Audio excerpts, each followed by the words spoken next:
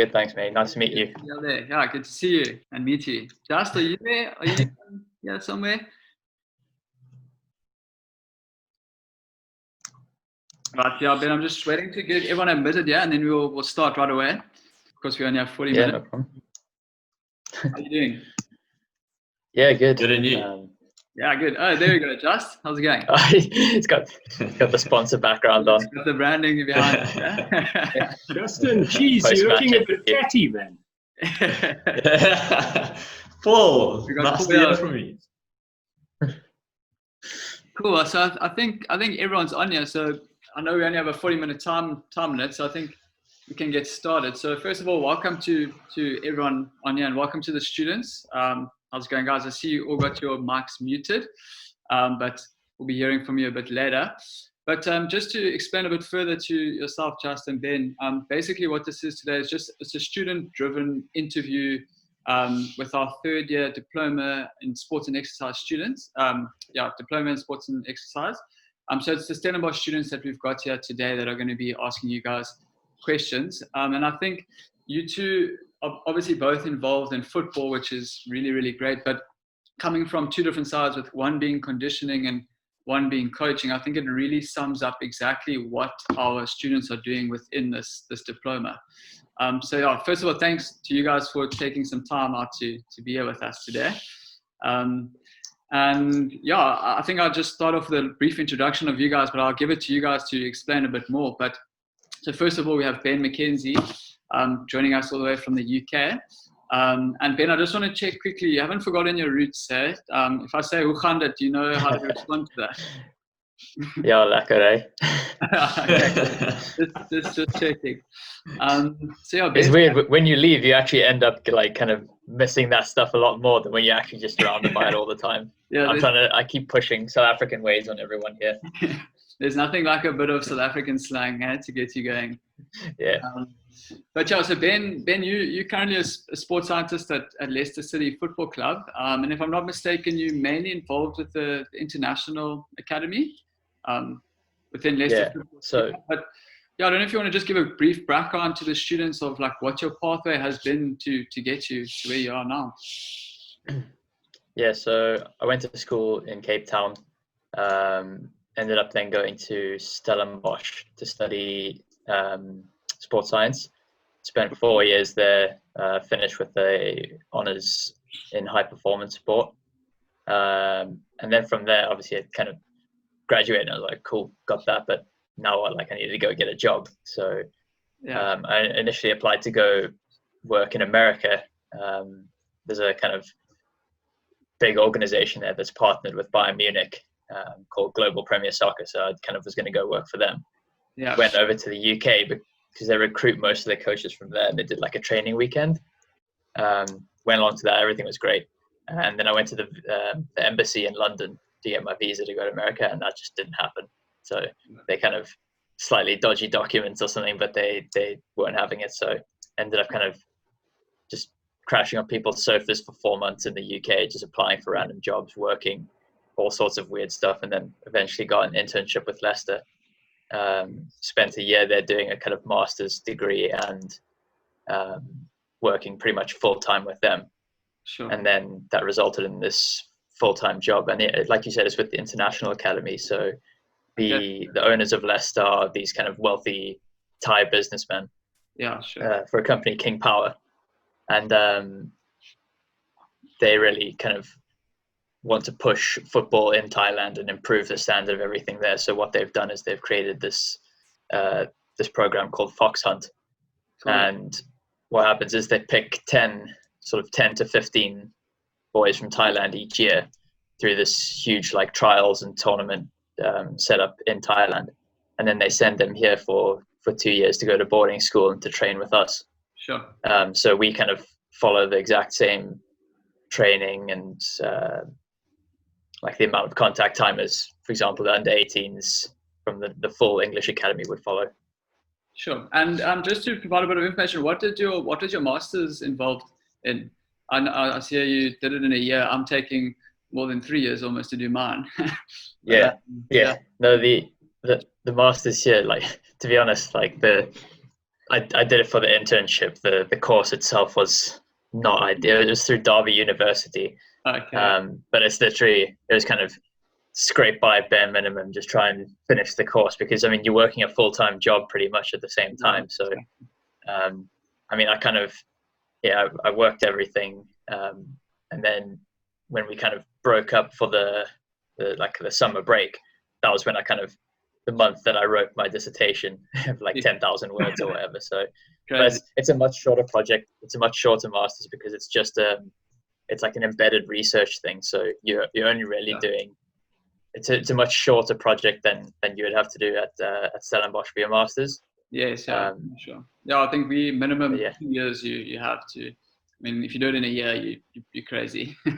But getting to our second guest, Justin, he's someone that I look up to dearly, especially in terms of his coaching knowledge and coaching philosophy. So he's currently owner of 110 Sports Academy, which is an academy. It's an agency, I would say, a coaching agency down in Cape Town. And I think, Josh, you mentioned to me earlier that you guys have about 100 players within the academy. You've got about 200 coaches that have come through the agency. So yeah, if you want to also just give a bit of a background behind yourself and how you've got to where you are today. Yeah, sure. Firstly, thanks very much, Matt, for having us. It's always good just to engage with students and people that are going to enter the industry in the next couple of years, because you're just at such a critical point now, and you're kind of going to make that decision either to maybe major in something, or you're going to select your path as to where you're going to go in the industry. So I know a lot of the students here are supposed to do internships, but I think that this is a really nice opportunity, because you're getting a little bit of a taste of all these different industries, and to see what they're going to offer and what the challenges are as well. So thanks very much for having us, and hopefully I can share as much as I can just to help those possibly who are wanting to go into the football industry just kind of figure out their path a bit. But in terms of studies, I tried a BCom in Stellenbosch. I was unsuccessful in Stellenbosch for a number of reasons. I don't know how anyone gets a degree there. So I ended up going to Varsity College, finished my business degree in business management and marketing. And then I did a postgraduate diploma at UCT in sports management. And then after that, I also, same place as Ben, what now? You finished your studies, and then ended up having to settle for a job in sales. So we were basically selling corporate suites, like these VIP suites in stadiums. And I was basically just a salesman. So I was phoning up companies and saying, listen, do you want to book a suite to go and watch the Stormers versus the Bulls? And that was basically my day from 8 in the morning till 5 in the afternoon, phoning companies trying to sell VIP tickets to sporting events. So it wasn't a nice job, but it really taught me a lot in terms of business and just business etiquette and that. And then I started with, I basically just made a promise to myself that I want to complete my UEFA coaching badges. And that's when I looked up, and the Scottish FA popped up as being sort of the best in the world. And that's the route I decided to go. And I just worked out that to do like a 10-day basic course in Scotland was going to cost me, I don't know, close on 100,000 Rand. And it just wasn't viable being in my first job. And so I got in touch with them and just said, listen, I mean, it's more viable for me to maybe fly one of your instructors out to Africa. We can host the course here, and then I'll get participants from across South Africa to attend the course. And within 2 days they replied and said that they're very keen. This was just after the World Cup that we hosted, so South Africa was still in a positive position in football. And then I hosted my first course in 2015. I managed to get 12 guys onto that course, and it just covered my expenses really to qualify myself. I was still working full time. And then, I just kept getting calls and emails after that, just saying, when are you going to host this again? And getting high profile coaches getting in touch with me because they obviously want to try and get the UEFA levels. And then, that's when I decided to jump ship out of my sales job with nothing, no money, and pursue this. And then, within 6 months, we hosted our first major course in Cape Town. It was a Scottish FA C license, or also known as a UEFA C license. We had 24 guys on that course from across Africa. And I also started 110 Sport, and now that's what we're doing every single year. Is we're educating coaches, and yeah, we've also started our academy, which is basically focused on player development and creating the next, hopefully, the future stars. Well, yeah, I mean, and just personally from yourself, you also a UEFA B accredited coach, going on to your UEFA A license, if I'm not mistaken. Sorry, Matt. No. I just wanted to say, like, how's that process been from like building up the levels? Obviously, I know we don't have a lot of UEFA A licensed coaches in South Africa, so you might be one of the most qualified when you get there. Yeah, so I mean, I started out with very little experience. I did my introductory courses. I'll share a little bit on that later. Maybe it might just be a good time, Matt. I could just share my screen, maybe just to give the students an idea of how you progress up your coaching levels, if it's something that they cool. Yeah, no, if you could share your screen, that'd be great. Ben, and have you attended some of these coaching courses? What kind of level have you got up to, or currently with your coaching? Yeah. I think I was in that 16 that went on the first course that Justin put on. It's either that or like the second one, but I think it was the first one. Yeah. It was like because they break down the C license in, I think, 3 parts. So yeah, I was definitely there in the first or second course. And I've got up to kind of UEFA B, just busy with the kind of assessment of that. Yeah, I don't know if Justin knows this, but yeah, I didn't quite get through the first time, so I was in the process of reassessing, but then I would have passed you, Ben, but unfortunately, it wasn't me. Cheers. So you can go ahead and share your screen there if you want to just show what the pathway is to getting in terms of coaching. Getting from starting out to going to professional. Yeah. Sure, Matt. I think you just need to make me host there, just so I can. Let me just do that quickly. Make host. Yeah, there we go. You should be able to do it now. Cool. Yeah. So yeah, just tell me if it pops up on your side. It's working. Cool. Got it. Can you see it clearly, or is it showing us 2 screens? No, that's clear. Yeah, it's clear on my side. Okay, yeah. So yeah, I mean, I'll just run through the Scottish FA coach education pathway, and this will be similar across all associations in Europe. So the English FA, Irish FA, they're all accredited by UEFA, and they've all got to follow certain structures to maintain their UEFA accreditation. So I decided to go with the Scottish FA because Jose Mourinho has come through them, so Alex Ferguson, Andre Villas-Boas, and a number of top-level coaches. Another reason is also just because the course is in English, so it's obviously a lot easier than going through like a German FA or Belgian FA. But yeah, so this is your basic structure on the left-hand side. You'll start off with a Scottish FA level 1.1, which is a 1-day course. It's very practical. It's 6 hours on the pitch. It looks at control, dribbling, passing, finishing, your basic themes. And that's an unassessed course. So it's just a participation badge. After your day is finished, you are a Scottish level 1.1 holder. And then you're eligible to move up that ladder onto the Scottish FA level 1.2, which is similar to the 1.1. It's just a lot more detailed. And yeah, just slightly more challenging, and it just goes slightly deeper into those themes. Again, it's unassessed, so it's just a participation level, and you'll get your accreditation. And then level 1.3 is your sort of introductory to tactics, where it's like you're really getting into the nitty gritty now of coaching, attacking and defending 1v1, attacking and defending 2v1, all the way through to 4v3. Just these sort of micro areas of the pitch and how you manage those scenarios. So yeah, that's basically known as your level 1, these 3 introductory courses, and then you move up to your C license, which is your first sort of serious badge, and it's an assessed course as well, and this gets into full tactical 11v11, and for the guys that know their football, you look at your strikers, how to attack with a front two, how to defend with a front two, how to attack in the midfield and defend in the midfield, and how to attack and defend in the back four as well. So that's when you really start getting into the coaching. And then from there, you move up your ladder, and UEFA B license is a really big badge. So once you hit that sort of level, you're going to be looking at your more professional setups in terms of coaching jobs once you've got a UEFA B license, either as an assistant or even potentially as a head coach. And then from there, you can choose your pathway. So some guys will go on and complete their UEFA A goalkeeping license.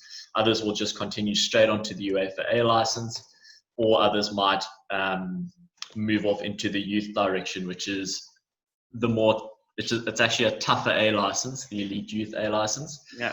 But a lot of guys do that, especially the guys that are wanting to work with youngsters in professional academies. And now the Scottish FA allow you to do both in 1 year. You can do the UEFA A license and the elite youth A license, which is what I'm going to try and do this year. So you kind of get the best of both. Okay, awesome, man. Yeah. And I mean, Ben, coming through this course, how have you? I mean, you've obviously got a strong conditioning kind of background with the sports science, and then obviously you've got the coaching side. How do you combine like your conditioning and coaching together when you are kind of like doing your stuff, I guess? Yeah, I think the biggest way that it's kind of you merge the two, because the team that I'm working with, we've got 2 coaches who are A license accredited and have years of experience, much more than I do, and at a very high level. So, I'm not doing a whole lot of actual football coaching. I stay very clear of the sort of technical, tactical side. But having an understanding of these things makes it a lot easier, because the one thing that I already try and influence the coaches on is the kind of structure of the training week. Yeah. So doing these courses and having a better understanding of football as a sport, and this can be applied to any sport. If you understand the sport well, it's a lot easier to then kind of influence the coaches to do different things on different days. So, if we're doing a 2-hour training session, really intense, for 2 hours the day before a match, players might be a little bit tired on that match. So exactly. Like just having that kind of almost to kind of influence and educate the coaches on the ideal structure. So if the coaches want to do a large 11v11 game in preparation, you might know that, okay, well then maybe 2 or 3 days before the game, that might be the best time to do that, because of what you're going to get physically from that type of game. No, exactly. Whereas day before a game, you might just say, right, well, we'll just do a few short, small-sided games, really high intensity, but not a lot of time in the actual drill, because that'll kind of hype the players up, get them really competitive, but not tire them out for the game the next day. Yeah, sure. Yeah, so I mean, for the students watching, I mean, no matter what pathway you guys are going into, I think really key if you're going to go into any sports is to do your coaching levels and to just get that basic level of coaching knowledge. Like you say, you can combine it with your conditioning side to make sure you're getting the best out of your players. So no matter what kind of sport you are in, just having that specific knowledge of like what the players are going through within a session was obviously going to help you, like you say, with your conditioning side of it and planning for that. So I think we can get into some questions from the students here. I don't want to waste too much time with my questions. So first up, we've got Brahm, who has a question for both of you. So Brahm, you can go ahead and unmute yourself and put your video on if you want. Josh, I think you just need to make me host again, just so I can. Yeah, sure. I'm not too sure.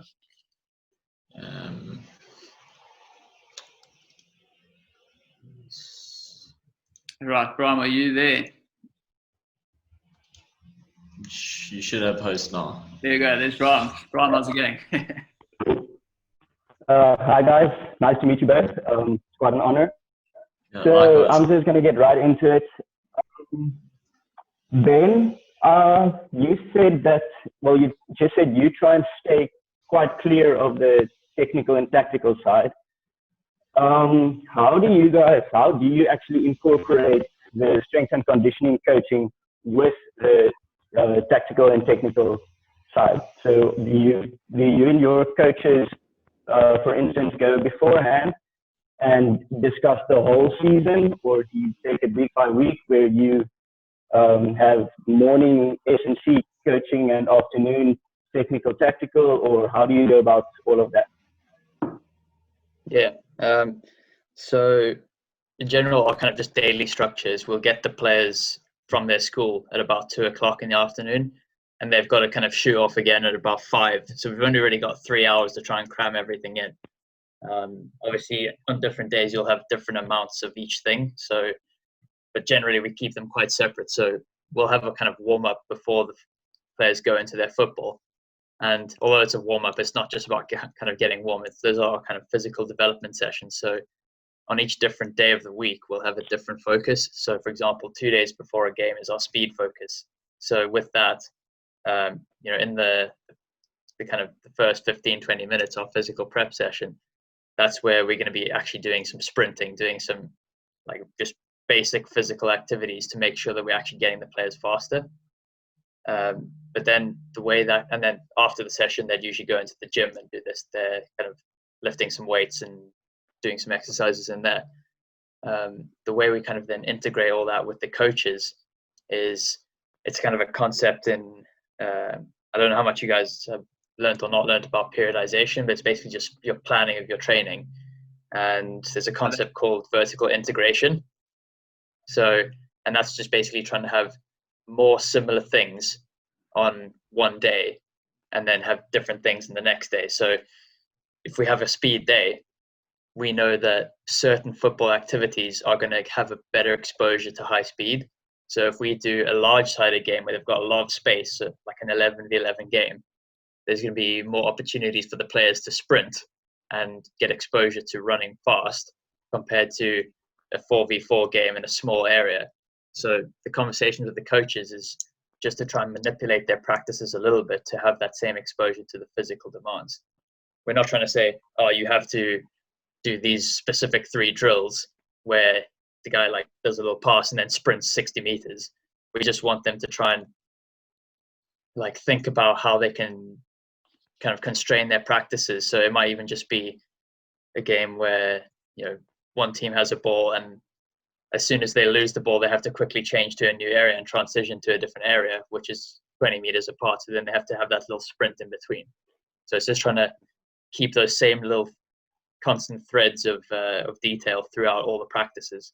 But it's never going to be perfect. So even if the coach does 3 practices on a day or 3 drills in a day, if we get 1 or 2 of them that have that kind of more specific physical demand, but in the end, football's a game that's not determined by who's the fastest or strongest. It's the ones who are the best players of football. So the coach is going to know a lot better than I am about what's going to prepare the players for that. So that's where I kind of distance myself from the technical and tactical side. Cool. Okay, awesome. I think vertical integration is something I'm going to have to give a little lecture on to these students. Very, very clear in that. But yeah, go ahead, Bram. Okay, awesome. Thanks a lot. And then Justin, on your 110 sport page, you said that you have quite a modern take on football and a unique recipe for success. Would you be willing to elaborate a bit and explain more about that? Yeah, so I mean, basically through facilitating all these courses, we get to see which coaches are the best in their delivery. So obviously we've seen like 200 coaches over the past 5 years come through the programs, and we sort of handpick those to coach the teams within our academies. So we're one of very few academies in South Africa or Africa who have 6 or 7 coaches, all UEFA accredited, and our players from the age of 9 have access to a UEFA accredited coach all the way through until they're in the first team. So all those coaches have come through the same coach education path where they're all versed in using the same coaching styles and coaching methods. So when players move from under 10s up to 11s or 12s, it's not a massive change because we're all working towards a similar goal. All our training sessions are similar, not identical, but we're all working within the same framework. And I mean, even if you look at a lot of professional players in South Africa today, some of them even at the end of the career, I've never had access to a European accredited coach. So for us, that's a big selling point for the academy, is to really get that knowledge at such a young age and have it throughout the duration of your time with us at the academy. So yeah, that's basically what we refer to as the recipe for success. Yeah, I think, like from our side personally, I noticed just in terms of hockey coaching, which I'm mainly involved in, that step from primary school to high school, so from under 13 to under 14, is so huge, because you got an under 13 coach who basically knows nothing about the sport, and you got an under 14 coach who's quite qualified and knows quite a bit, and it's such a big gap to bridge. So if you could obviously have consistency throughout with coaching, I think it helps a player develop a lot more quicker and a lot more better, I guess. Yeah, definitely. I think, I mean, players just want an environment where they're going to be challenged, and where they're going to be encouraged. So confidence is everything. And if they're moving through a structure that's not unfamiliar, they get comfortable, they get confident, and they know what to expect as well. So I think it is very important. You don't want a player moving up an age group and it's a completely different training session, a completely different style of play. And then he moves up the following year and it all changes again. I think it is very important. Yeah, cool. Thanks, Bram. So I think we're going to get on to our next student here, which is Arne. Arne, if you want to go there and unmute yourself and show us what you look like today. Cool. How's it going, Arne? How are you doing? Cool. You got the floor. You can go ahead. Okay, cool. Hello to Ben and Justin. Hope you're both doing well. My first question is to Ben, and basically it's just, where do you find inspiration for your strength and conditioning sessions in terms of keeping them new and different, fresh for the players, so they don't become maybe bored or the sessions are a bit repetitive? Yeah. So in terms of looking for new ideas, a lot of the time it's just kind of poached off various platforms. So like you can kind of go down the more organized route, so doing courses, or kind of like in England, there's a big thing around conferences. So like there's the UK Strength and Conditioning Association, and they've got sort of 2 big conferences each year. And my boss at Leicester is kind of on the board, so he's also organizing sort of small football focus groups, and we meet up and just talk about various things. People do presentations, but also just poaching ideas of Instagram, following people who are doing really good work in the industry, not just in football, but in a lot of different sports. Like there's a few good guys who are working in America with kind of American football, and would you be able sort to of track athletics? Share some of those guys for the students? Yeah, I mean, what I can do is, should I just send an email to you with, just for the kind of purpose of time, I'll just send you a link to like a bunch of different things afterwards for your students. Yeah, no, that would be 100. I think, if you could do that, that would be great. But then, just one other thing though is, in terms of like you talk about keeping things, always different, always fresh. Sometimes having a bit of consistency in your program can actually be the best thing, because if you never do the same exercise twice, or you only do it if you do you squat today and then you only do that again in 6 months' time, it's likely that it's difficult to track whether you're actually getting better at that or improving that. So a lot of the time, like the program that we actually have, there's a lot of stuff that stays quite constant. So for even up to sort of 6 to 12 weeks, we'll do a timed 10-meter sprint every single week, once or twice a week. So then they know, and then because the best thing for players is competition, and whether that's with someone else or just with themselves, if they can see that they're improving, that you're going to get a lot more intensity and effort out of that. So I'd look for really good ideas, but then also be careful about changing things all the time, because otherwise you might lose the players that way as well. Exactly. Okay, cool, thanks. Just, I think I have a question for Just. Yeah, my question for Justin is, so if you have a player that has maybe stopped improving their performance, like before they have reached their maximum potential, whether it be a physical reason like an injury or a mental reason like trouble at home or whatever, what approach do you take to kind of get that player back to improving their performance again? Yeah, that's such a good question. I mean, that's what coaching is all about, really. And generally, when that does happen, especially with a young player, there definitely is something that's happening. So the best thing to do is go and engage with them one-on-one and just sort of ask them questions about what's happening in their life. Like, I mean, I've just learned through working with the youth how busy the school schedule is, and football is actually just an extramural. So they get to us, and they've had athletics and cricket that day, and they've got a homework and assignments, and then they've got to come to football. So yeah, just try and check in with your players as often as you can.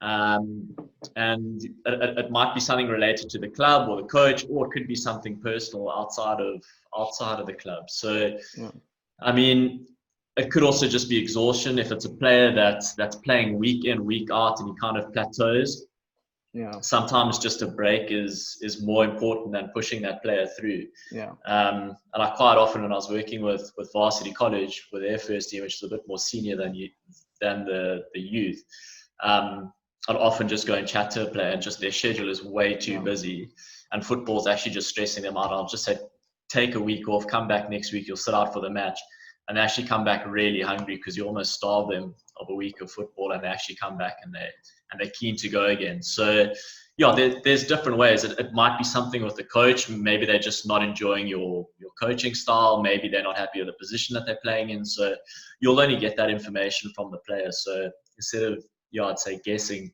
always just try and check in with them and see what's making them unhappy, because there generally is a reason behind it. Okay, cool. Thanks. That's great advice, Just. Thanks. Okay, so we're gonna bring in our next student. Thanks very much, Arne. Gabby, are you around? Gabby's got a question for both of you as well. I'll bring her in there. Yes, I'm here. My Wi-Fi here is not that strong, so if I put it on the No video, no worries. We know you. can everyone hear me? Yeah, can hear you. Okay. I had a question for Justin, but because of the previous questions from Arne and Bram, they kind of answered my question. So I only have a question for Ben. Cool. Sorry. That's fine. Okay. The question is, what type of parameters or measures do you base your athletes' performance levels on? Okay, so this is, again, similar to some of the other questions about kind of mixing sports science or strength and conditioning with the actual football coaching. So my focus is primarily on the physical side of things. So we're looking a lot more at the kind of physical scores. So like sprint times or max sprint speeds of the GPS that we use, sort of jump heights, your strength, power, speed scores. These are the kind of things that we're, and endurance, obviously, we're looking at these sort of things. So that's, and then with each of those, what we'll do is we'll develop benchmarks. So against kind of all the players that we've had, or all the players in the academy, we'll then know roughly kind of if that player's like excellent, good, average, below average, or poor at any particular thing. So we can kind of reference them against everyone that's ever been in the academy, as well as then just against the current squad that they're in, because it's making it a lot more relevant for a player. If I know that I'm in the same team as Justin and I'm faster than him, that's going to kind of motivate me a lot more than if I know that out of the last 600 players who've been in the academy, I'm also maybe in the average group. Like, that doesn't really tell me much or motivate me. But if I know that me against Justin, I'm going to win, then that's going to motivate me to keep improving so that I stay that way. Yeah. Yeah. So you guys keep that like level of competition quite a lot between the players. Yeah. We like, particularly the one problem with the team I work with is, with them all being from Thailand, the level of English isn't great. A lot of them do improve a lot, and you can have conversations with them, but everyone understands competition. If I put you and Justin to race against each other, then that doesn't need any explaining, and say you have to run faster than him. Go. Yeah, exactly. It's the end of the story. Yeah. Cool, man. Thanks very much, Gabby. So I'm going to bring in our last student there before I just open the floor to anyone that wants to ask questions. But Calvin, are you around anywhere? Yeah, how's it, Matt? Cool. How's it going? Well, and yourself? Yeah, good. Okay, you got the floor. Go ahead. Yeah. How's it, Ben and Justin? My question for Ben is just in terms of your opinion on the first team, what do you think strength and conditioning wise in preparation made them so competitive this season? Half season, I guess. Or the half season? Yeah. Well, I think one of the biggest things, particularly in first team football, I think you'd be surprised how kind of minimalist the approach is to S&C with these players, because there's so many different players from different environments who have come in. Some guys who, the guys like Harvey Barnes, Ben Chilwell, Hamza Chowdhury, they've all come through the academy since they were 9 years old. They've always been exposed to S&C. They'll happily go in and, lift 3 times a week or something like that. But you get other guys who maybe have come from Eastern Europe or Portugal or Brazil, and they've never been in a gym. So you're not suddenly going to say, right, well, this is the Leicester City way with the first team players. This is Leicester City way. Everyone needs to back squat, 2 times body weight. Otherwise, you don't get to play. Like, that doesn't happen. It's more about, I think the thing that's been behind a lot more behind the success of the club this season, when Brendan Rodgers came in, there was a lot of changes just sort of culturally and also just organizationally. So the previous coach, I can't even remember his name, French guy, he only really cared about the training that they did. The training ground was a mess a lot of the time. Like, he never spoke to anyone, whereas Brendan came in and really made himself familiar and like available to a lot of people. And also just in terms of the planning, they are extremely detailed in how they plan their training. So I think it's literally just, better preparation for football. But yeah, I think S&C, and also because they've made things a lot more specific, it's a lot easier for the sports science and S&C staff to focus in on those particular things that are going to improve that style of play. Yeah, cool. Okay, and Just, I think he's got a question for you as well. We're going to almost run out of time here, so you're going to have to sort of keep it brief. Cool, go, come on. Okay. Cool. Justin, would you be able to share with us when you found your coaching philosophy and what that philosophy maybe is? Yeah, so I think philosophy is maybe sort of going out the window a bit these days because the game is changing so quickly and so often. But there are definitely certain guidelines that I like to keep my teams playing within. So my philosophy is progressive possession, so I like to keep the ball as much as we can, but I'm also quite happy for our team to go forward on the counter, and if we can get to the goal in 2 or 3 passes, I obviously encourage that. There's no point in stretching 40 passes without any end goals. So yeah, basically just try and keep the ball away from the opposition. But again, if we can hit our striker early and go on the counter, I'm quite happy with that. And yeah, it's basically you just want your team to be comfortable in possession. So if you're not able to get to the goal quickly because the opposition are shaped up quite strong defensively, you want to be able to have a team that can keep the ball and manipulate the opposition and create those goals that require like 10 plus passes. So, but yeah, at the end of the day, all my training sessions will always be based around a goal. Like far too often training sessions happening and there's no goals on the pitch. And that's ultimately what players come for. They want to be playing football in the session. A lot of the stuff will be basic, but then I try to get into a condition game for at least sort of 45-50% of my session, and we're working towards goals and get. Perfect. But yeah, maybe just to finish up on the question, I think it's Calvin that asked it, but I think in summary, I mean, every coach does need a philosophy. I just think you need to also be adaptable and be willing to change all the time. Of course, you want that consistency, but for example, if you were to coach Barcelona and then your next job was Stoke City, you wouldn't just be able to replicate your philosophy at Barcelona and use it at Stoke because it's just two different setups. Finances are different, quality of players different, your facilities are different. So definitely keep certain parameters, but be willing to change when you need to. Cool. So I mean, if you guys are happy, if we just carry on for a bit, I know I said originally 40 minutes was maximum, but I think there's some really cool things coming out of this, and I see there's still more questions coming in here from some of the students.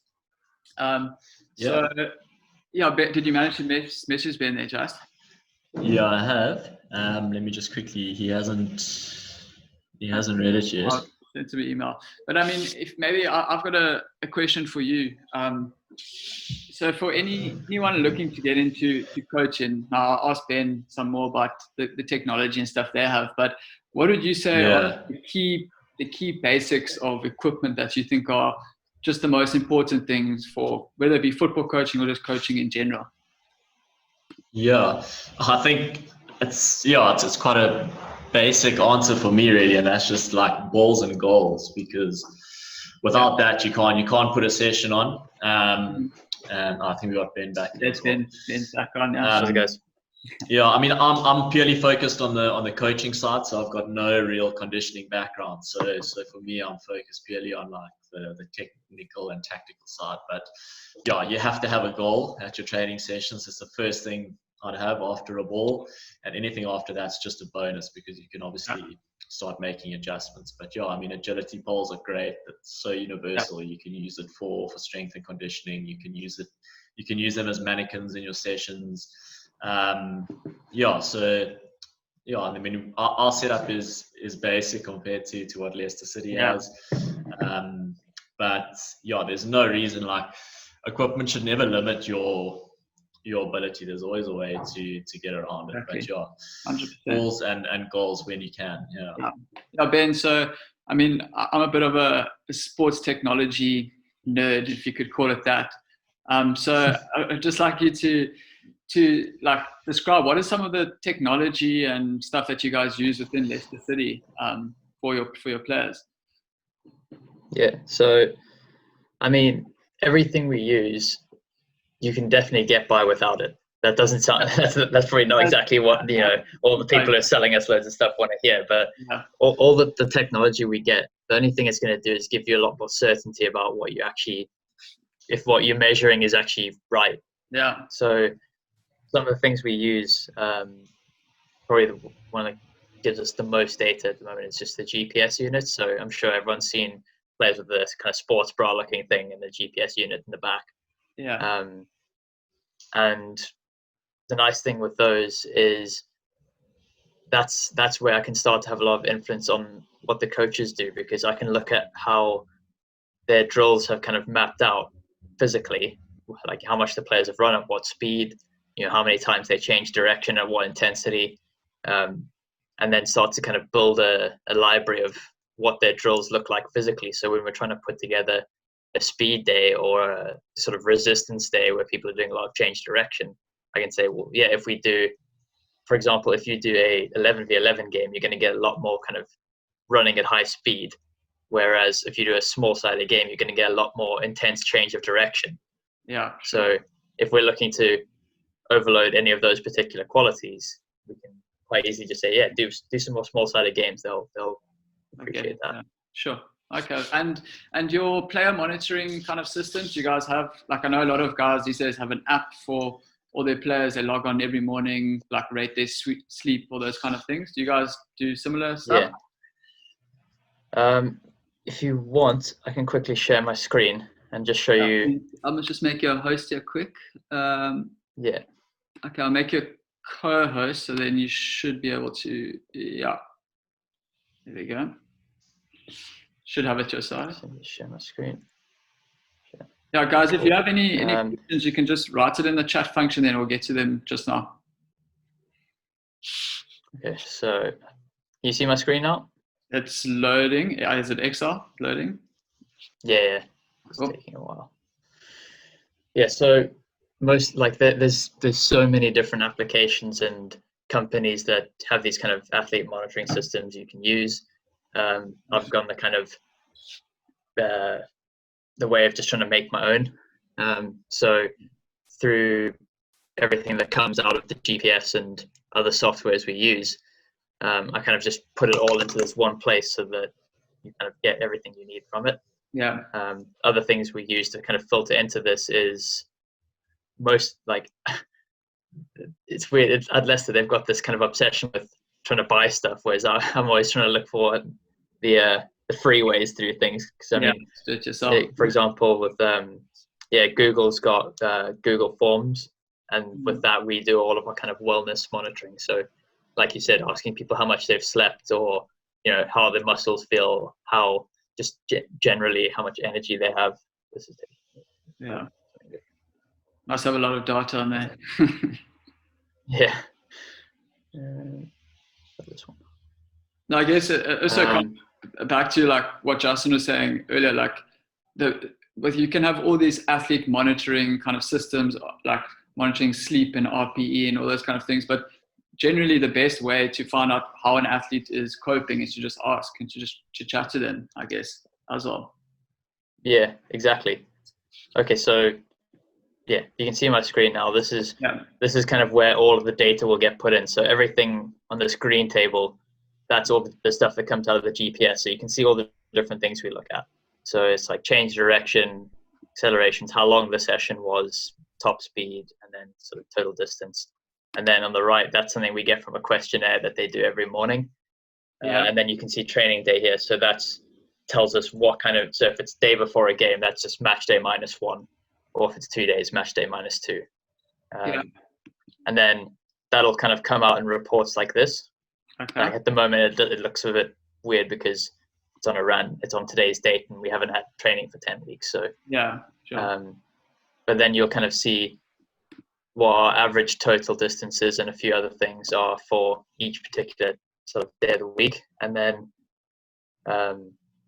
this one on the right, which says wellness score. So you can see if it's in the positive, such as match day, that means that people are feeling better and kind of more ready for competition on that day compared to the day after, where they're feeling a bit tired and not so fresh. So it's with these, it's kind of trying to apply a bit of context to the data. So you're not just saying, on this day, this guy's feeling bad, because there's not really much action that comes from that. But if you, after a while, you see that the day before a game, you know, your guys are really in the negative, you can say, well, maybe we're doing too much 2 days before a game. Exactly. Or on a match day. And equally, if this is your average and you get to a match day and everyone's suddenly -1, then you say, well, something's gone wrong. No, exactly. Cool, man. Yeah, that's really cool. So did you make this whole system yourself? Or is this?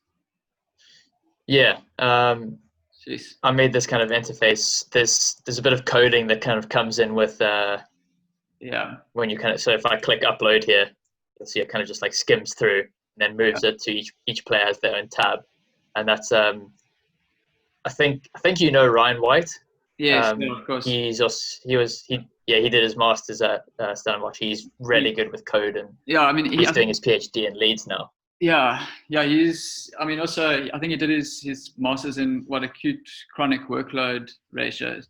Yeah, and I think he also showed us once an kind of thing that he created, just this madness. Yeah. So, he helped me with the code just to move this, but other than that, it's kind of I've made this interface and how the kind of data is used. But I think probably even more important than all of this stuff is, what we're actually doing in the session. So this is just then our planning. So for each day, so you can see you've got kind of your speed program, your agility, endurance, and resistance.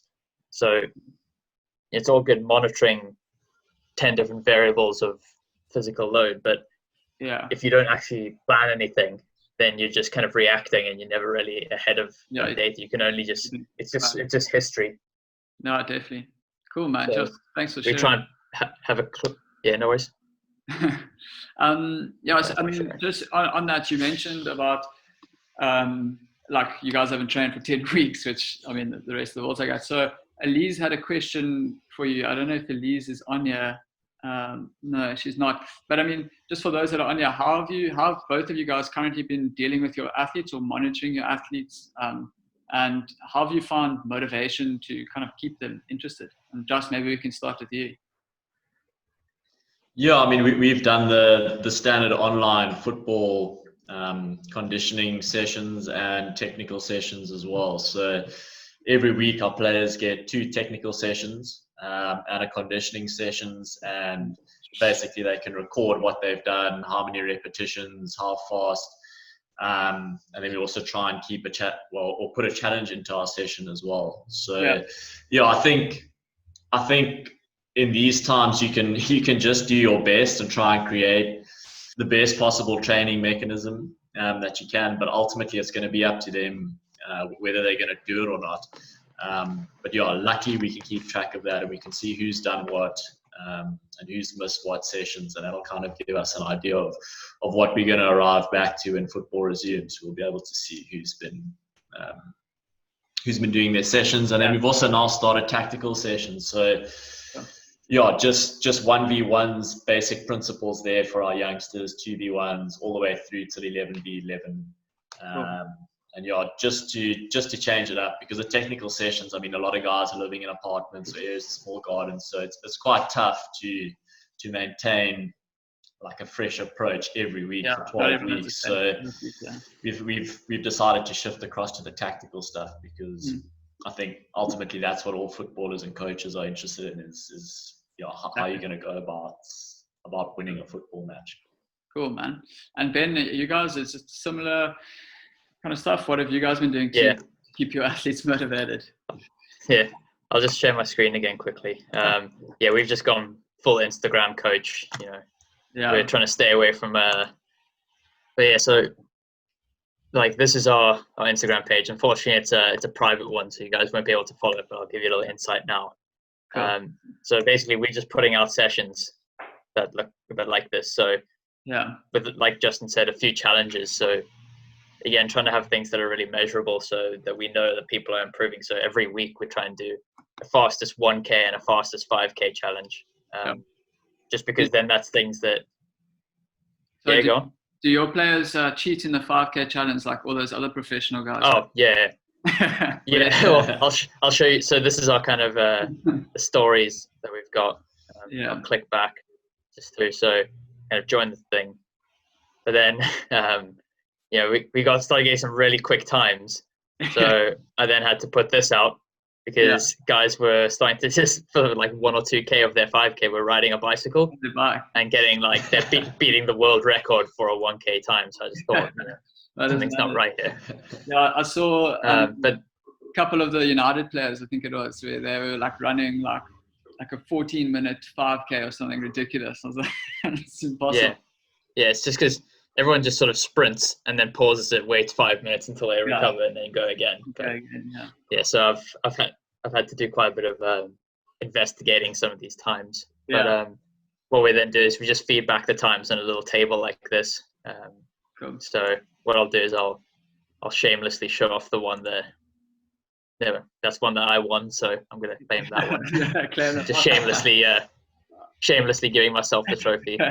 So you had 28 minutes in the previous one, and you were last. So yeah, that was just a warm up. But then with each thing again, so we've got a really good S&C coach with the boys. So most of our training sessions will kind of look like. We'll get that and then have some demonstration videos. So we'll just have some, in the back garden.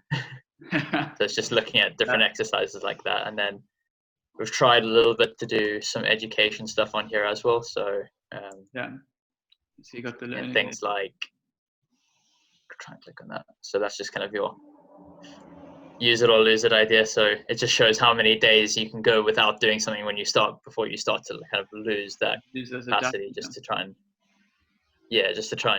encourage the players to keep trying, do some sprinting, do some high intensity stuff, not just going for a 10K at really slow speeds.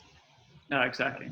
So that's really cool. Again, just trying to make stuff competitive, and then also just doing once a week, we'll do a Zoom lower body workout with the boys. So we get to see them at least once a week. Like it, man. That's really cool. So I think like what we can do is just open the floor to some questions. I see Bram had a question there.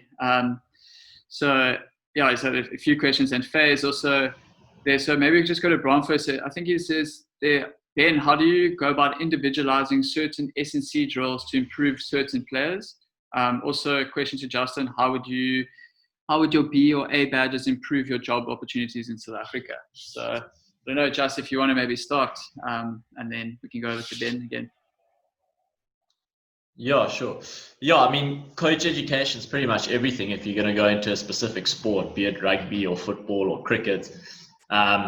So yeah, I mean, obviously your degree in that's definitely a bonus. Or like a lot of the students will be doing strength and conditioning, so that's really, really specific, and you'll come out with a definite skill. Whereas for me, going into football, I just did a postgrad in sports management, and I didn't really have anything specifically within football. So yeah, I mean, there are very, very few coaches in South Africa and Africa with UEFA qualifications, which I think is a big motivation for coaches doing those courses. And yeah, I mean, currently with a B license, I'd probably say there may be maybe 50 odd coaches in the country with the UEFA B license, and then UEFA A license, you're probably looking at like 25 coaches. And then if you're doing the combined elite youth A license and the A license together, I only know 2 coaches in the country with those qualifications. So yeah, definitely UEFA are very respected across the world, whether you're coaching in America, Australia, Europe, Africa. And definitely if you look at the PSL, National First Division, most of those head coach and assistant coach positions are occupied by coaches who have gone through the UEFA coaching pathway. So yeah, it is vital. If you're wanting to go into a specific sport, if you're going to go in rugby, you're going to have to do your rugby courses, definitely, if you want to be coaching the technical and tactical aspects of that sport. Yeah, it definitely adds a huge amount of value to your resume. No, 100%. Thanks, Josh. Yeah, so just to go back to Ben, then what was there? How often do you change your training completely? For instance, have athletes do? Oh, sorry, that's the next question. How do you go about individualizing your certain S&C drills? Then, I guess. Okay, so a lot of it with the particular program I work with, we only get the players for 2 years, so it's quite, I'd say, accelerated. If you look at kind of the bigger, like the English academy, they start getting players in from under 9s all the way up to under 23. So you've got a lot of time to kind of gradually progress and learn all the different movement skills, improve things at your own kind of rate. With our players, it's really kind of performance focused. It's really picking a few key things and trying to improve those. So improving the like speed qualities rather than trying to say, well, we're going to do speed specific to a fullback or a centre midfielder. We're just going to say, right, we need to improve speed, and we'll do that in the most direct way possible. Okay. But off the kind of benchmark testing we do, if we have a player that we know is kind of lagging behind the rest of the squad in terms of their speed or in terms of, for example, body fat percentage, then we'll kind of just either try and take something out and replace that with something that's going to help them specifically.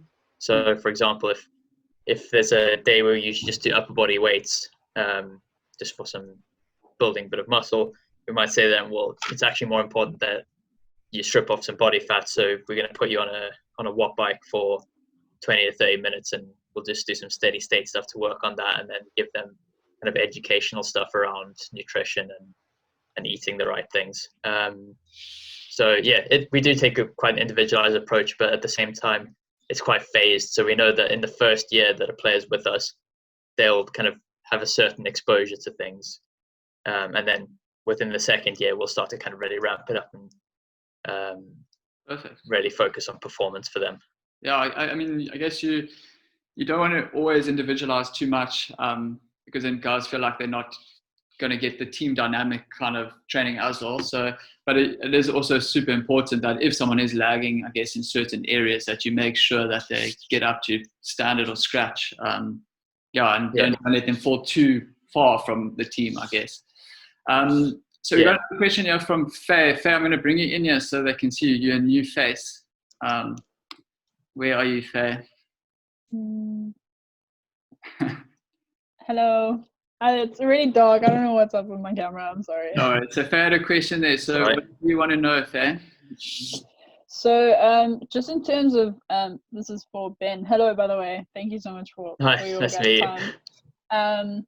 Just in terms of the diversity of your sort of training methods for strength and conditioning, in terms of different types of fitness, so like whether it's CrossFit or like boxing training or those types of things, just different things, just to sort of not make it monotonous in a way.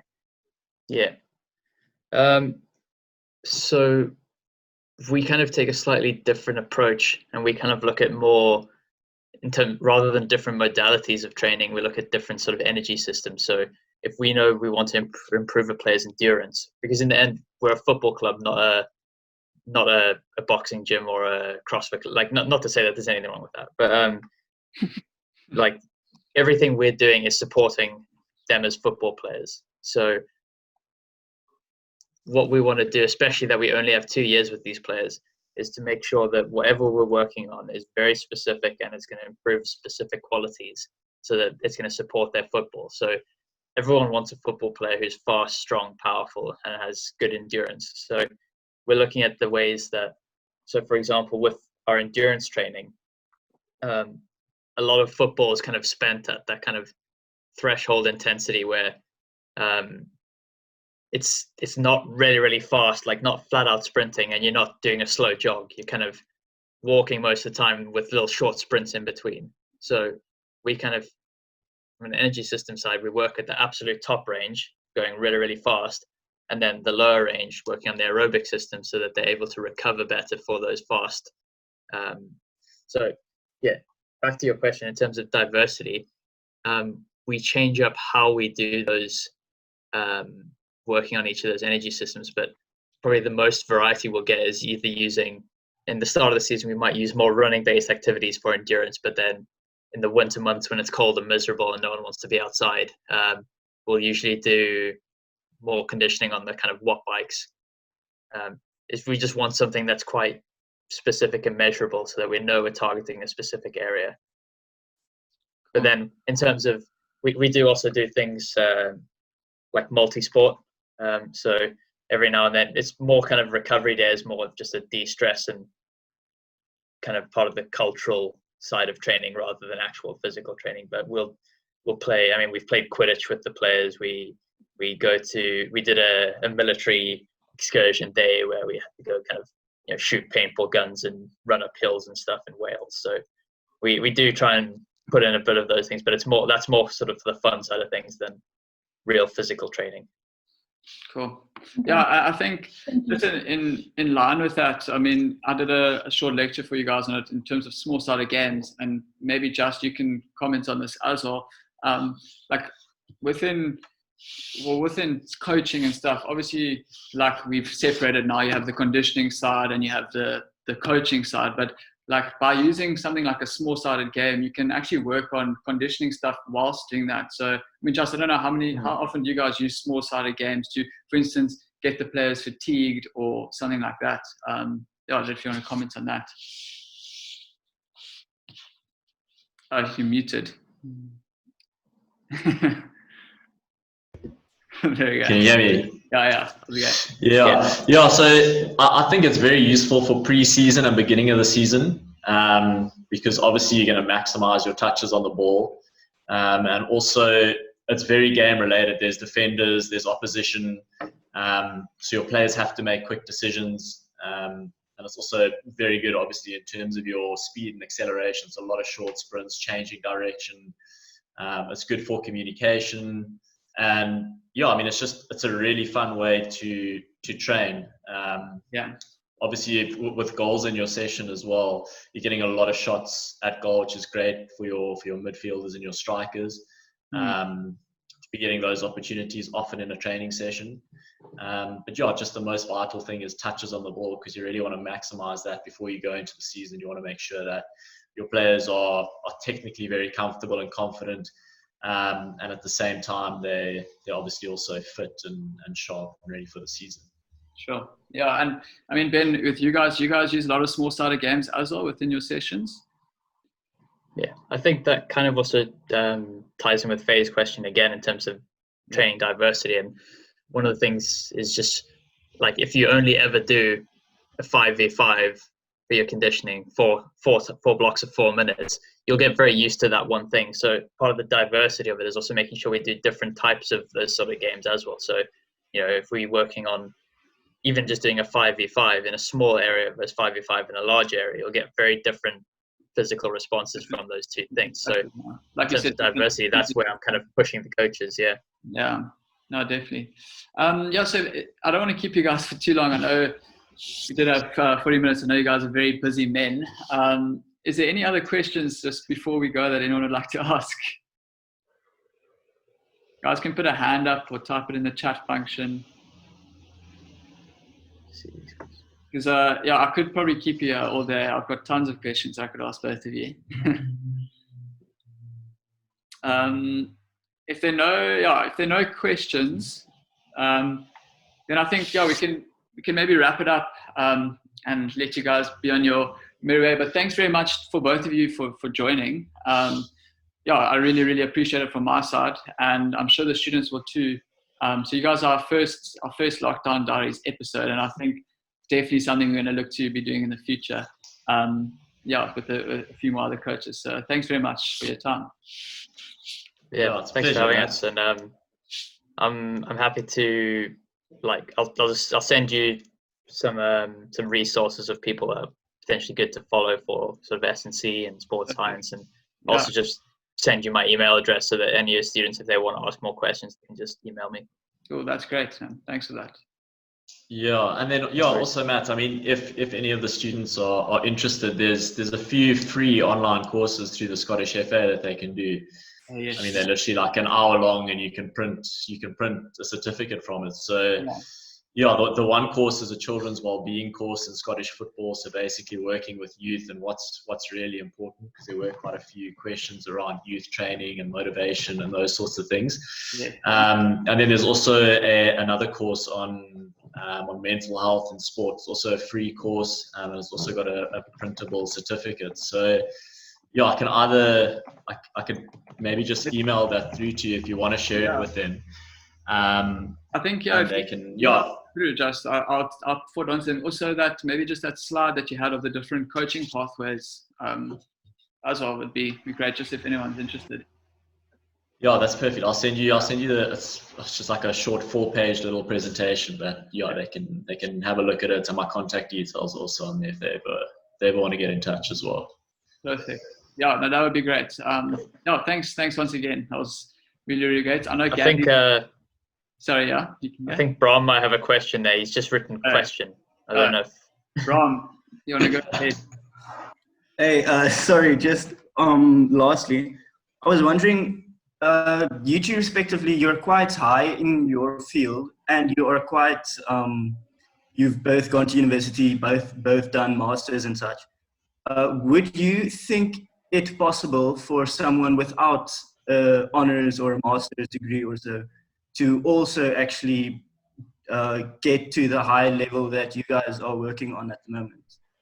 I think Just you can maybe answer that one in terms of. Yeah, I mean, to be honest, education is very important in terms of getting you into the industry, but after that, it becomes heavily focused on your experience in that industry. So honors in that is a great starting point to get into an industry, but I mean, just hard work and reputation in a couple of years will push you up the ladder. So I mean, any jobs or any clubs that I go to, if I want to do an internship or get some time on the pitch with some elite coaches, it's always like, what experience do you have? Where have you been coaching? What coaching knowledge do you have? So I think it's probably a bit of both. I think having a good education behind you, and then also just gaining that experience. There's no sort of running away from that. Good experience goes a long way, and that's where you'll really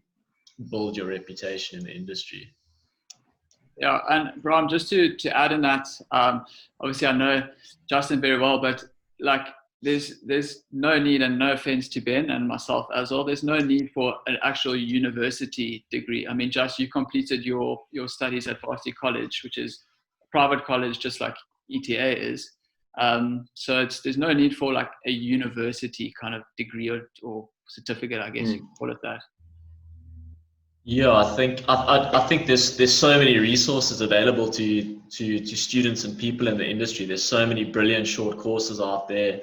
I know ETA have a lot of online courses that are going to add huge value. So yeah, I definitely think things are changing.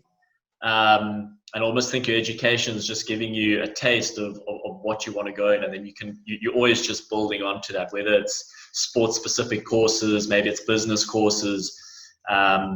You'll always be adding on to that. And I mean, Ben's in an elite setup, and I can guarantee he's probably learning something every single day. So it never really stops. You're always looking for those little opportunities to learn from someone or to do a short course. Cool. Yeah. If I can just add to that, I think